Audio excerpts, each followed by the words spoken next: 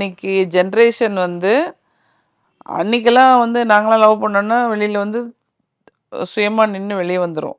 இப்போல்லாம் வந்து இல்லைல்ல ஃபேமிலி எல்லாத்தையும் கூட்டிகிட்டு வரணும். அப்போ தான் வந்து நாளைக்கு வந்து நமக்கு எல்லா விதத்துலேயும் சப்போர்ட் மானிட்டரிலி இப்போ ஏதோ ஒரு குழந்தை பிறந்தா பார்த்துக்கிறதுக்கு எல்லாமே அவங்க எதிர்பார்க்குறாங்க. ஆனால் அவங்க சொல்லக்கூடிய கருத்துக்களை ஏற்றுக்கக்கூடிய பக்குவம் இன்னைக்கு யங் ஜென்ரேஷனுக்கு கிடையாது. இவங்கள விட்டுட்டு போனாலும் நாம் வந்து நல்லா வளர்ந்துருவோமா அப்படிங்கிற ஒரு கேள்விக்குறியோடய தான் அவங்க வாழ்க்கையை வந்து அவங்க ஆரம்பிக்கிறாங்க.